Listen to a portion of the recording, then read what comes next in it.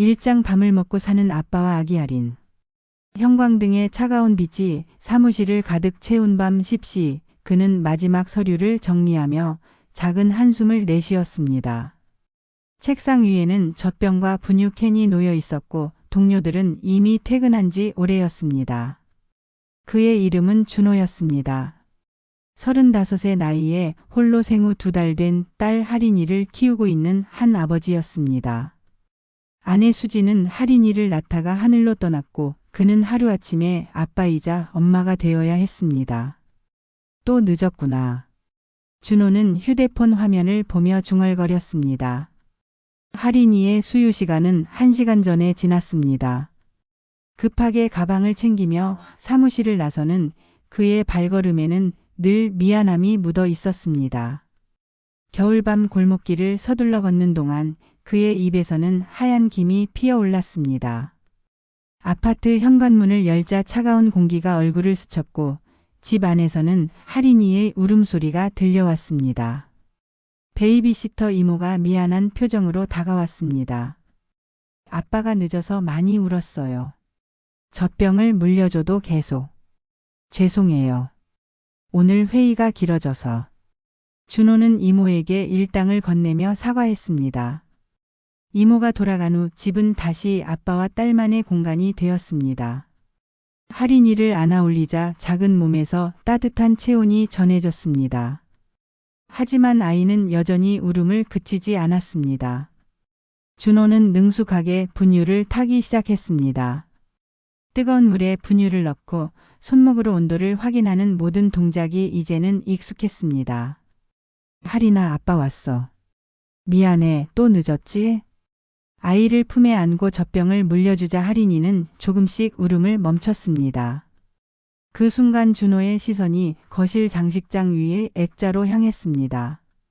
웨딩드레스를 입고 환하게 웃고 있는 수진의 모습이 있었습니다. 여보, 오늘도 우리 딸이 많이 울었어. 내가 자꾸 늦어서. 그는 아내의 사진을 바라보며 혼잣말을 중얼거렸습니다. 할인이가 젖병을 빨고 있는 모습을 보니 아내가 꿈꿔왔던 행복한 육아의 모습과는 너무나 달랐습니다. 밤 12시가 넘어서야 할인이는 깊은 잠에 들었습니다. 준호는 아이를 침대에 눕히고 부엌에서 늦은 저녁을 해결했습니다. 전자레인지에 데운 도시락을 먹으며 그는 내일 일정을 확인했습니다. 중요한 프레젠테이션이 있었고 또 늦어질 것 같았습니다. 이렇게 사는 게 맞나? 준호는 스스로에게 묻곤 했습니다. 아이에게 충분한 시간을 주지 못하는 것 같고 직장에서도 예전만큼 집중하지 못하는 것 같았습니다. 모든 것이 어중간하고 부족한 느낌이었습니다. 새벽 1시 할인이가 다시 울기 시작했습니다. 기저귀를 갈아주고 젖병을 물려줘도 아이는 계속 보챘습니다. 준호는 아이를 안고 집 안을 걸어다니며 자장가를 불렀습니다. 서툰 목소리였지만 할인이는 조금씩 진정되는 것 같았습니다. 우리 할인이 아프구나. 병원 가볼까? 새벽 2시 준호는 할인이를 안고 근처 응급실로 향했습니다. 차가운 밤 공기 속에서도 아이의 체온은 따뜻했지만 계속되는 울음이 걱정스러웠습니다. 병원 복도는 희미한 조명만이 켜져 있었고 발걸음 소리가 공간에 울려 퍼졌습니다. 소독약 냄새가 코끝을 스쳤고 야간 근무 간호사가 친절하게 안내해 주었습니다. 아기가 배앓이를 하는 것 같네요. 자주 있는 일이에요. 의사의 진단을 들으며 준호는 안도의 숨을 내쉬었습니다. 하지만 마음 한편으로는 내가 뭔가 놓쳤나 하는 자책감이 들었습니다. 병원에서 돌아와 할인이를 재우고 나니 새벽 3시가 다 되어갔습니다. 준호는 거실 소파에 앉아 내일을 준비해야 했지만 몸도 마음도 지쳐 있었습니다. 아파트 복도에서는 간간히 다른 집 아기들의 울음소리가 들려왔습니다. 모든 부모들이 이런 밤을 보내고 있구나 하는 생각이 들었습니다. 준호는 다시 한번 아내의 사진을 바라봤습니다. 여보, 혼자 키우기 참 어렵네. 내가 있었다면. 그때 위층에서 아기 울음소리가 들려왔습니다. 그리고 누군가 계단을 올라가는 발자국 소리도. 밤늦은 시간에 누가 병원에서 돌아오는 걸까요? 새벽 3시 수유실의 문 손잡이가 미세하게 떨렸습니다. 2장 수유실의 충격적 장면. 새벽 3시 할인이의 울음소리가 다시 아파트 전체를 깨웠습니다. 준호는 침대에서 일어나 아이를 안아 올렸지만 할인이는 여전히 격렬하게 울어댔습니다. 기저귀를 확인하고 분유를 타서 먹여도 소용이 없었습니다. 또 아픈 건가? 준호는 걱정스러운 마음에 다시 한번 할인이를 안고 병원으로 향했습니다. 찬 새벽 공기가 뺨을 스쳤고 거리는 고요했습니다. 가로등 불빛만이 그들의 길을 비춰주었습니다. 병원에 도착하자 응급실은 여전히 희미한 조명만 켜져 있었습니다. 복도를 걸으며 준호의 발자국 소리가 텅 빈 공간에 울려 퍼졌습니다. 간헐적으로 들려오는 의료기기의 신호음과 멀리서 울리는 구급차 사이렌이 밤의 정막을 깨뜨렸습니다. 간호사에게 상황을 설명하자 그녀는 친절하게 수유실을 안내해 주었습니다. 아기가 편안한 환경에서 수유하시면 진정될 거예요. 수유실이 조용하니까 그곳에서 한번 시도해 보세요. 준호는 할인이를 안고 복도 끝에 있는 수유실로 향했습니다. 형광등의 윙윙거리는 소리가 신경을 거슬렸고 소독약 냄새가 코끝을 자극했습니다. 할인이는 여전히 울음을 그치지 않았고 작은 몸을 바동거리며 불편함을 표현했습니다. 수유실 앞에 서자 안에서 희미한 불빛이 새어 나왔습니다. 누군가 먼저 사용하고 있나? 준호는 문 손잡이를 조심스럽게 돌렸습니다. 문이 천천히 열리면서 그 안의 모습이 드러났습니다. 그 순간 준호의 눈앞에 펼쳐진 광경은 믿기 어려운 것이었습니다. 낡은 청소복을 입은 한 여성이 작은 의자에 앉아 있었습니다. 그녀의 무릎 위에는 한 아기가 안겨 있었고 그 아기는 조용히 젖을 빨고 있었습니다. 청소부의 얼굴은 형광등 그림자에 가려져 있었지만 아기를 바라보는 그녀의 눈빛에는 말할 수 없는 온화함이 담겨 있었습니다. 준호는 순간적으로 숨이 막혔습니다. 저기요. 그의 목소리가 떨렸습니다. 청소부는 놀란 듯 고개를 들었지만 아기를 안은 자세는 흔들리지 않았습니다. 죄송해요. 아기가 너무 울어서. 청소부의 목소리는 나지막하고 따뜻했습니다. 세월의 흔적이 묻은 손으로 아기의 등을 토닥이며 마치 수십 년간 아기를 돌봐온 숙련된 어머니처럼 자연스러웠습니다. 뭐 하시는 거예요? 그 아기는 누구 아이고요? 준호의 목소리에는 분노와 당황이 섞여 있었습니다. 낯선 사람이 다른 아기에게 젖을 물리고 있다는 사실이 충격적이었습니다. 이 아기 엄마가 수술실에 들어가 있어요. 너무 울어서 제가 잠시. 청소부가 설명하는 동안 준호는 그녀의 품에 안긴 아기를 유심히 살펴봤습니다.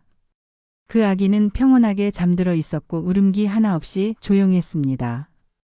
그때 준호의 품에서 할인이가 더욱 격렬하게 울기 시작했습니다. 청소부가 고개를 돌려 할인이를 바라봤습니다. 이 아기도 배가 고픈가 봐요. 저희 아기인데 제가 직접. 준호가 말을 하려는 순간 청소부가 자연스럽게 팔을 내밀었습니다. 잠깐만 안아볼까요? 준호는 망설였습니다. 낯선 사람에게 할인이를 맡긴다는 것이 마득잖았지만 아이의 계속되는 울음에 지쳐 있었습니다. 아니에요. 저희 아기는. 하지만 청소부는 이미 할인이를 받아 안았습니다. 그 순간 마법 같은 일이 일어났습니다. 할인이의 울음이 점점 잦아들기 시작한 것입니다. 준호는 믿을 수 없다는 표정으로 그 광경을 바라봤습니다.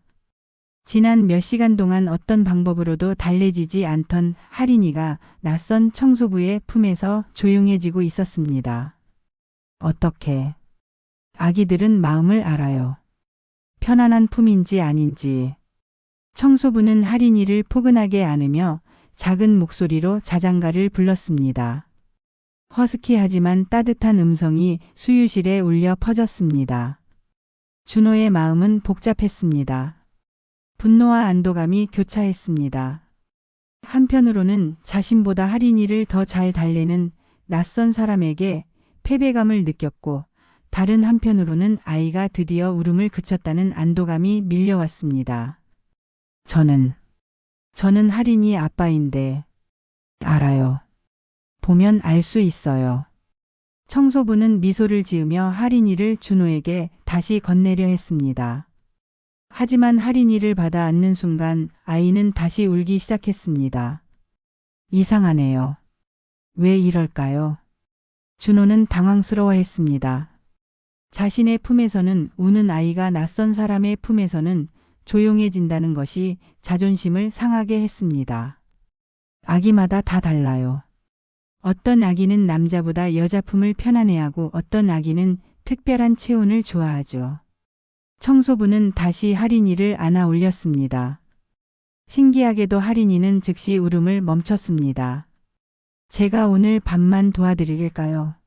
아기 아빠도 피곤해 보이시고. 준호는 그 제안에 마음이 흔들렸습니다.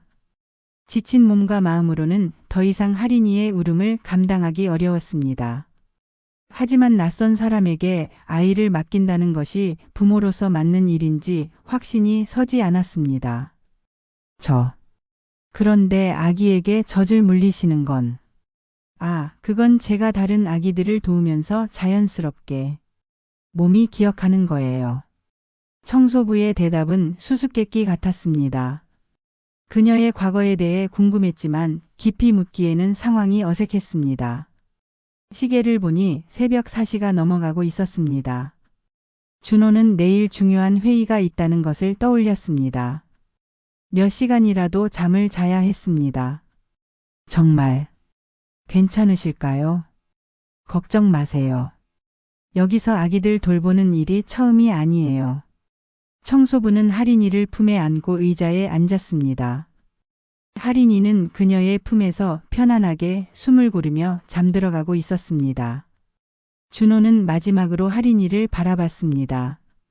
아이는 생후 처음으로 그렇게 평화로운 표정을 짓고 있었습니다. 마치 엄마의 품에 안긴 것처럼. 제 연락처를 드릴게요. 혹시 무슨 일이 있으면. 알겠어요. 걱정하지 마세요. 준호는 수유실 문을 조심스럽게 닫고 복도로 나왔습니다. 발걸음을 옮기면서도 자꾸 뒤를 돌아봤습니다. 정말 괜찮을까? 하지만 할인이의 평온한 모습이 자꾸 떠올랐습니다. 집으로 돌아가는 길 준호의 마음은 혼란스러웠습니다. 고마움과 의심, 안도감과 불안이 뒤섞여 있었습니다. 아내가 있었다면 이런 일은 없었을 텐데. 아내 수진의 얼굴이 떠올랐습니다. 그녀였다면 할인이를 어떻게 달랬을까? 아기는 그녀의 품에서만 조용히 잠들어 있었다. 3장 기적처럼 아이를 달래는 청소부. 그 이후로 준호의 일상에는 묘한 패턴이 생겨났습니다.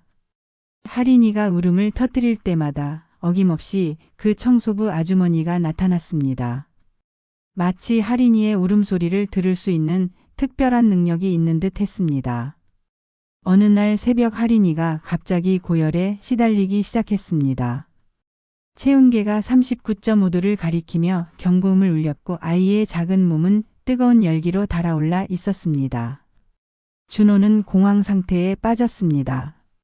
할인아, 깨어봐.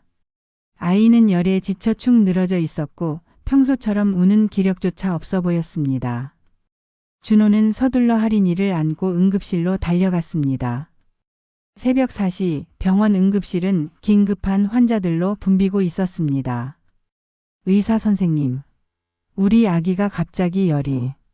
간호사들이 할인이를 응급침대에 눕히고 체온을 재기 시작했습니다. 40도가 넘는 고열이었습니다. 의료진들이 분주하게 움직이며 링거 준비를 시작했고 링거액이 똑똑똑 떨어지는 소리가 준호의 가슴을 더욱 조여왔습니다. 아빠 너무 걱정하지 마세요. 열성 경련 가능성을 차단하기 위해 해열제를 투여할게요. 의사의 설명을 들으면서도 준호의 마음은 불안으로 가득했습니다. 할인이는 여전히 축 늘어져 있었고 작은 얼굴이 빨갛게 달아올라 있었습니다. 그때였습니다. 응급실 문이 조용히 열리며 익숙한 모습이 나타났습니다. 낡은 청소복을 입은 그 아주머니였습니다. 그녀는 청소도구를 밀고 있었지만 눈은 침대 위에 할인이에게 고정되어 있었습니다. 아, 저기요. 준호가 그녀를 부르려는 순간 청소부는 이미 할인이 옆으로 다가와 있었습니다. 의료진들이 잠시 자리를 비운 사이 그녀는 조심스럽게 할인이의 이마에 손을 올렸습니다. 열이 많이 나는구나. 그녀의 목소리는 마치 할머니가 손자를 걱정하는 것 같은 따뜻함이 담겨 있었습니다. 그 순간 신기한 일이 일어났습니다. 할인이가 천천히 눈을 떴습니다. 할인아, 할머니가 왔어. 청소부는 자연스럽게 할인이를 안아 올렸습니다.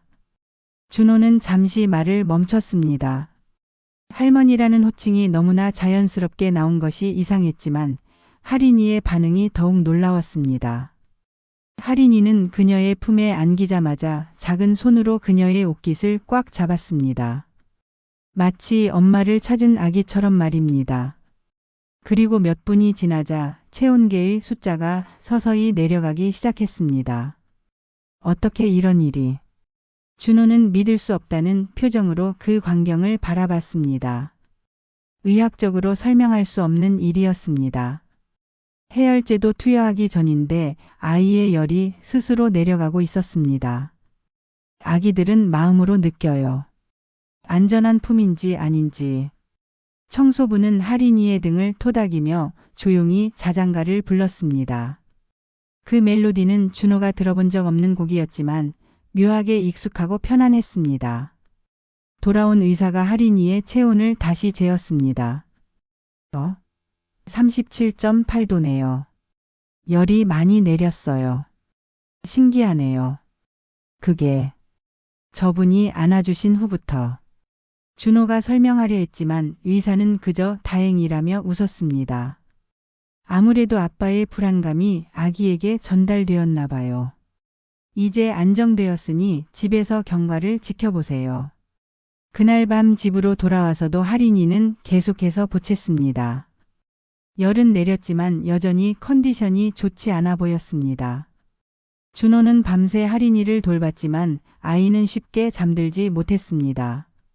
새벽 2시경 현관문에서 조용한 노크 소리가 들렸습니다. 준호가 문을 열자 그 청소부 아주머니가 서 있었습니다. 혹시 아기가 많이 아픈가 해서. 어떻게 저희 집 주소를? 병원에서 들었어요. 아기가 걱정되어서. 그녀는 낡은 손수건에 무언가를 싸서 가져왔습니다. 펼쳐보니 집에서 직접 끓인 듯한 미음이었습니다. 아기가 열이 났을 때는 이걸 조금씩 먹이면 좋아요. 준호는 선뜻 받아들일 수 없었습니다. 아무리 고마워도 낯선 사람이 만든 음식을 갓난아기에게 먹일 수는 없었습니다. 고마우시지만. 그때 할인이가 다시 울기 시작했습니다. 청소부는 자연스럽게 아이를 안아 올렸고 할인이는 즉시 울음을 멈췄습니다. 우유보다는 미음이 소화에 좋을 거예요. 그녀는 작은 숟가락으로 미음을 조금 떠서 할인이의 입에 넣어 주었습니다. 놀랍게도 할인이는 거부감 없이 받아 먹었습니다. 평소에는 젖병 외에는 아무것도 받아들이지 않던 아이가 말입니다. 이상해요. 평소에는 젖병 말고는 아기마다 다 달라요. 이 아이는 특별해요. 청소부의 말에는 묘한 확신이 담겨 있었습니다. 마치 할인이를 오래전부터 알고 있었던 것처럼 말입니다. 할인이는 그녀의 품에서 미음을 다 먹고 나서야 편안하게 잠들었습니다. 준호는 그 모습을 보며 복잡한 감정에 휩싸였습니다. 정말 고맙습니다. 그런데, 네? 혹시 아이를 키워보신 적이 있으신가요? 너무 능숙하셔서. 청소부는 잠시 말을 멈췄습니다. 그녀의 눈에 순간 깊은 슬픔이 스쳤지만 금세 미소로 바뀌었습니다. 예전에 있었죠. 더 이상 묻기가 어려웠습니다. 그녀의 표정에서 깊은 상처가 느껴졌기 때문입니다. 그 이후로 몇 주가 지나면서 이상한 일들이 계속 반복되었습니다. 할인이가 아플 때마다, 우울해할 때마다 어김없이 그 청소부가 나타났습니다. 마치 할인이의 상태를 꿰뚫어 보는 듯 했습니다. 어느 날은 할인이가 예방접종을 맞고 하루 종일 보챌 때였습니다. 준호가 아무리 달래도 소용없었는데 청소부가 나타나자마자 할인이는 울음을 그쳤습니다. 또 어느 날은 할인이가 이유 없이 밤새 잠들지 못할 때였습니다. 준호가 지쳐 쓰러질 지경이 되었을 때 그녀가 나타나 할인이를 안아주자 아이는 금세 깊은 잠에 빠졌습니다. 점점 할인이는 그 청소부 없이는 안정을 찾지 못하는 것 같았습니다. 준호는 이런 상황이 불편했지만 동시에 고마웠습니다. 그녀가 없었다면 혼자서 할인이를 돌보기 더욱 힘들었을 것입니다. 하지만 가장 충격적인 순간은 따로 있었습니다. 생후 4개월이 된 할인이가 처음으로 옹알이를 시작했을 때였습니다. 준호는 기대에 찬 마음으로 할인이가 아빠라고 부르기를 기다렸습니다. 그런데 할인이가 처음으로 또렷하게 부른 말은 아빠가 아니었습니다. 청소부 아주머니를 보며 할인이가 작은 목소리로 중얼거린 것은 엄마. 그때부터였다. 딸이 그녀를 엄마라 부르기 시작한 건 사장 진실을 찾기 위한 추적. 준호는 더 이상 이 모든 상황을 우연이라고 넘길 수 없었습니다. 할인이가 그 청소부를 엄마라고 부르는 순간을 목격한 후 그의 마음속에는 걷잡을 수 없는 의혹이 자리 잡았습니다. 아이는 왜 낯선 사람을 엄마라고 부르는 걸까요? 그 여인은 대체 누구일까요? 밤늦은 시간, 준호는 할인이가 잠든 것을 확인한 후 조용히 병원으로 향했습니다. 야간 근무를 하는 동료에게 부탁해 컴퓨터실에 들어갈 수 있었습니다. 형광등이 희미하게 깜빡이는 사무실에서 준호는 직원 데이터베이스에 접속했습니다. 키보드를 두드리는 소리만이 정적을 깨뜨렸습니다. 딱딱딱딱. 그는 청소팀 직원 명단을 하나씩 살펴봤습니다. 이름도 얼굴도 입사 날짜도 꼼꼼히 확인했습니다. 이상하네. 준호는 고개를 갸웃거렸습니다. 그 청소부의 이름을 아직 정확히 몰랐던 것입니다. 늘 급한 상황에서만 만났기 때문에 제대로 인사를 나눈 적이 없었습니다. 그는 CCTV 자료를 찾아보기로 했습니다. 보안실로 이동한 준호는 야간 경비원에게 사정을 설명했습니다. 제가 찾고 있는 청소부가 있는데 확인 좀 할 수 있을까요? 아, 수유실 쪽에서 자주 보이는 분 말씀이세요? 그분이면 김순애 씨일 거예요. 경비원의 대답에 준호는 처음으로 그녀의 이름을 알게 되었습니다. 김순애. 50대 중반으로 보이는 여성이었습니다. 혹시 그분에 대해 더 아는 게 있으신가요? 글쎄요. 말수도 적고 조용한 분이에요. 그런데 이상하게 아기들한테는 잘 먹힌다고 소문이 나 있어요. 수유실 쪽 간병인들이 그러더라고요. 준호의 호기심은 더욱 커졌습니다. 다른 사람들도 그녀의 특별함을 알고 있었던 것입니다. 다음 날 준호는 인사팀을 찾아갔습니다. 동료의 도움으로 김순애의 인사 기록을 열람할 수 있었습니다. 김순애 55세. 입사일은 3년 전이네요. 그녀의 이력서는 놀랍도록 간단했습니다. 이전 직장 경력이 거의 없었고 가족 사항란은 비어 있었습니다. 주소만 달랑 적혀 있을 뿐이었습니다. 이상해요. 보통 이력서에는 가족 사항이 있는데 인사 담당자도 고개를 갸웃거렸습니다. 맞아요. 처음에 입사할 때도 신원보증인이 필요 없는 단순 청소직이라 대충 넘어갔는데 지금 생각해보니 좀 이상하긴 하네요. 준호는 그녀의 주소를 메모했습니다. 오래된 아파트 단지였습니다. 퇴근 후 그곳을 찾아가 보기로 했습니다. 며칠 후 준호는 김순애가 사는 아파트 단지에 도착했습니다. 1980년대에 지어진 낡은 아파트였고 벽에는 세월의 흔적이 역력했습니다. 그는 관리사무소를 찾아갔습니다. 505에 사시는 김순애 씨 말씀이세요? 아, 그분. 관리소장은 잠시 말을 멈췄습니다.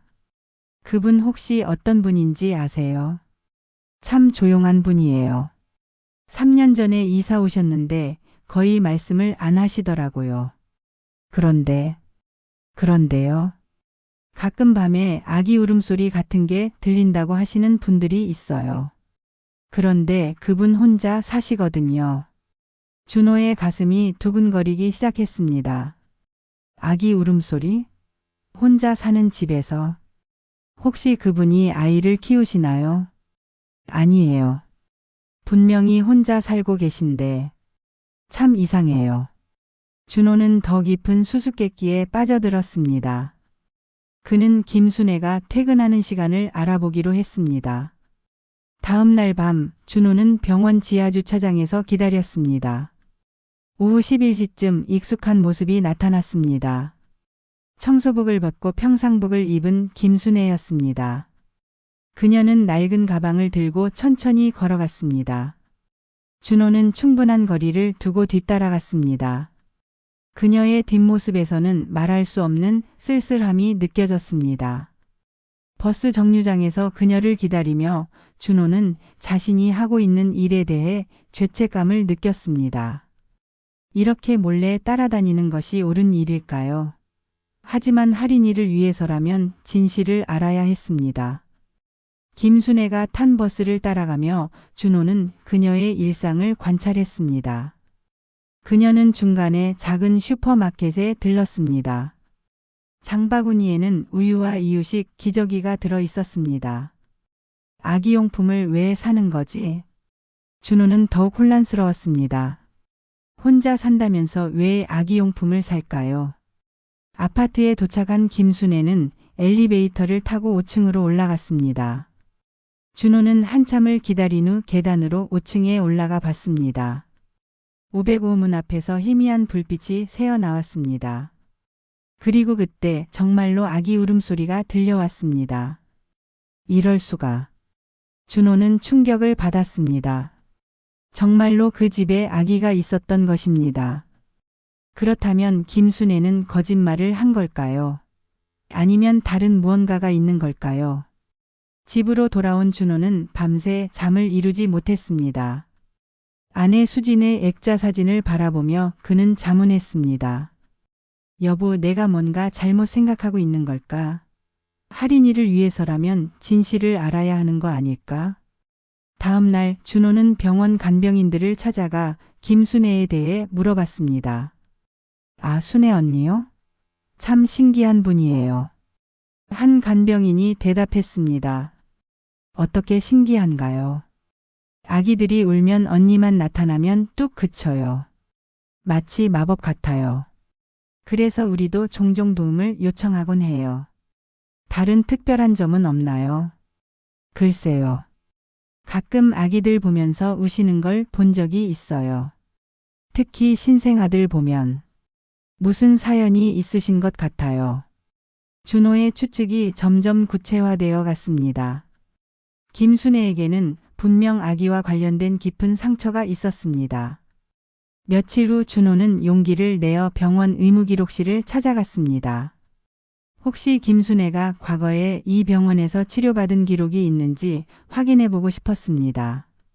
환자 정보는 개인 정보라서 함부로 열람할 수 없어요. 하지만 준호는 포기하지 않았습니다. 그는 3년 전 신문 자료를 찾아봤습니다. 김순애가 이 병원에 입사한 시기와 맞는 기사가 있을지도 모른다고 생각했습니다. 인터넷에서 신생아, 병원, 사고 등의 키워드로 검색하던 중 준호는 한 기사를 발견했습니다. 3년 전 의료사고로 신생아 사망. 유족 합의 후 조용히 마무리. 기사를 읽는 준호의 손이 떨렸습니다. 혹시 이 사건과 김순애가 관련이 있는 걸까요? 그는 더 깊이 파고들었습니다. 병원 내부 네트워크를 통해 당시 사건 관련 자료를 찾았습니다. 당직 의사의 보고서, 간호기록, 그리고 그 순간 화면에 뜬 이름은 내가 전혀 예상하지 못한 인물이었다. 5장 밝혀지는 충격적인 진실. 화면에 떠오른 이름을 본 순간 준호의 온몸이 얼어붙었습니다. 그 이름은 바로 김수진이었습니다. 아내의 이름이었습니다. 하지만 김순애와 김수진, 성이 같다는 것은 우연일까요? 준호는 떨리는 손으로 더 자세한 기록을 찾아봤습니다. 3년 전 산부인과에서 일어난 의료사고 기록이었습니다. 출산 중 응급 상황이 발생했고 산모는 목숨을 잃었습니다. 그 산모의 이름이 김수진이었습니다. 설마 우리 수진이? 준호의 심장이 망치처럼 두근거렸습니다. 날짜를 확인해 보니 정확히 할인이가 태어난 날이었습니다. 하지만 더 충격적인 것은 따로 있었습니다. 그 기록에는 보호자란에 김순애의 이름이 적혀 있었습니다. 언니. 수진이한테 언니가 있었다고? 준호는 아내에 대해 자신이 얼마나 모르고 있었는지 깨달았습니다. 수진은 늘 가족이 없다고 했는데 왜 언니의 존재를 숨겼을까요? 그는 서둘러 집으로 돌아가 아내의 유품을 뒤져봤습니다. 옷장 깊숙이 숨겨진 낡은 상자를 발견했습니다. 그 안에는 오래된 편지들과 사진들이 들어 있었습니다. 첫 번째 편지를 펼쳐본 순간 준호는 숨을 삼켰습니다. 순애 언니에게. 언니 미안해요. 제가 너무 고집부렸나 봐요. 언니가 반대해도 준호 오빠와 결혼하고 싶어요. 언니는 제가 너무 어리다고 하시지만 전 정말 행복해요. 편지는 수진의 필체였습니다. 준호는 계속해서 편지들을 읽어 내려갔습니다. 언니 임신했어요. 언니가 아기 보고 싶어 하실 텐데. 우리 언제 화해할 수 있을까요? 전 언니 없이는 못 살겠어요. 언니 출산 예정일이 다가와요. 무서워요. 언니가 곁에 있어줬으면 좋겠는데. 마지막 편지는 출산 일주일 전에 쓰인 것이었습니다. 언니 제발 병원에 와주세요. 혼자서는 무서워요. 언니만 있으면 용기가 날 것 같아요. 우리 아기도 언니를 보고 싶어 할 거예요. 준호의 눈에 눈물이 맺혔습니다. 아내는 마지막까지 언니를 그리워했던 것입니다. 그런데 왜 자신에게는 언니 이야기를 하지 않았을까요? 그때 찢어진 사진 조각 하나가 눈에 띄었습니다. 조심스럽게 맞춰보니 젊은 시절의 수진과 또 다른 여성이 함께 찍은 사진이었습니다. 그 여성의 얼굴은 바로 김순애였습니다. 정말 언니였구나. 준호는 모든 퍼즐이 맞춰지는 것을 느꼈습니다. 김순애는 아내의 언니였고 수진이 출산할 때 병원에 와 있었던 것입니다. 그리고 수진이 세상을 떠나는 마지막 순간을 지켜봤을 것입니다. 다음 날 저녁 준호는 김순애의 집을 찾아갔습니다. 더 이상 숨길 수는 없었습니다. 505배를 눌렀습니다. 누구세요? 김순애 씨, 저 할인이 아빠입니다. 문이 천천히 열렸습니다. 김순애는 놀란 표정이었지만 곧 체념한 듯한 미소를 지었습니다. 들어오세요. 언젠가는 오실 줄 알았어요. 집 안은 예상보다 깔끔했지만 어딘가 쓸쓸한 느낌이었습니다. 벽에는 아기용품들이 정리되어 있었고 구석에는 작은 요람이 놓여 있었습니다. 이 아기용품들은 제 아이 것이었어요. 20년 전에. 김순애의 목소리가 떨렸습니다. 제 아이도 이 병원에서 태어났어요. 하지만 선천성 심장병으로 겨우 일주일을 살았어요. 준호는 할 말을 잃었습니다. 그 이후로 저는 아이를 가질 수 없는 몸이 되었어요. 남편도 떠났고 혼자 남게 되었죠. 그럼 수진이와는? 수진이는 제 유일한 동생이었어요. 부모님도 일찍 돌아가셔서 우리 둘뿐이었죠. 김순애는 찬장에서 낡은 사진첩을 꺼냈습니다. 어린 시절 자매의 모습이 가득했습니다. 수진이가 당신과 결혼한다고 했을 때 전 반대했어요. 너무 어렸거든요. 그래서 다퉜죠. 그래서 수진이가 언니 이야기를 안 했구나. 제가 고집부려서 연락을 끊었어요. 후회했지만 자존심 때문에 먼저 연락하지 못했어요. 김순애의 눈에 눈물이 고였습니다. 그러다 수진이가 출산한다는 소식을 들었어요. 병원 직원을 통해서요. 몰래 지켜보고 있었는데 그날 수진이가 세상을 떠날 때 네, 저도 있었어요. 수술실 밖에서 수진이가 마지막에 저를 불렀어요. 언니, 우리 아기 부탁해라고. 준호의 가슴이 미어질 것 같았습니다. 그래서 제가 이 병원에서 일하기 시작한 거예요. 할인이를 멀리서라도 지켜보고 싶어서요. 그럼 할인이가 언니를 엄마라고 부르는 건 아기들은 기억해요. 뱃속에 있을 때부터 듣던 목소리를요. 수진이가 임신했을 때 제가 가끔 배에 대고 이야기했거든요. 이모가 왔어. 예쁜 우리 아기야라고. 김순애는 눈물을 닦으며 계속했습니다. 할인이가 태어날 때도 수진이가 마지막 힘으로 제 손을 잡고 할인이를 제 품에 안겨줬어요. 그 순간 할인이가 처음으로 울음을 멈췄어요. 그래서 할인이가 네, 할인이는 기억하고 있는 거예요. 엄마의 마지막 운기와 그때 저의 목소리를요. 준호는 더 이상 참을 수 없었습니다. 눈물이 뺨을 타고 흘러내렸습니다. 미안해요. 미안해요, 순애 씨. 제가 몰라서. 아니에요. 당신이 나쁜 게 아니에요. 전 그냥 멀리서 할인이가 건강하게 자라는 걸 보는 것만으로도 충분했어요. 하지만 할인이는 이모를 필요로 해요. 아니, 저도 필요로 해요. 준호는 진심으로 말했습니다. 수진이가 마지막에 부탁한 거잖아요. 할인이를 부탁한다고. 김순애는 놀란 표정으로 준호를 바라봤습니다. 정말 괜찮으신가요? 저 혼자서는 할인이를 제대로 키울 수 없어요. 할인이에게는 엄마가 필요하고 순애 씨가 바로 그 엄마예요. 그 순간 김순애의 얼굴에 환한 미소가 떠올랐습니다.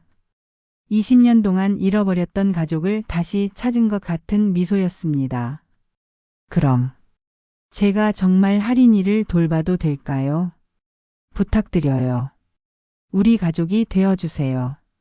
그날 밤 준호는 할인이와 함께 김순애의 집에서 밤을 보냈습니다. 할인이는 이모의 품에서 그 어느 때보다 편안하게 잠들었습니다. 준호는 아내의 액자 사진을 바라보며 속삭였습니다. 여보, 이제 알겠어. 내가 왜 순애 씨를 보내줬는지. 할인이에게는 정말 엄마가 필요했구나. 그 순간 나는 깨달았다. 딸이 그녀를 엄마라 부른 건 단순한 착각이 아니었다.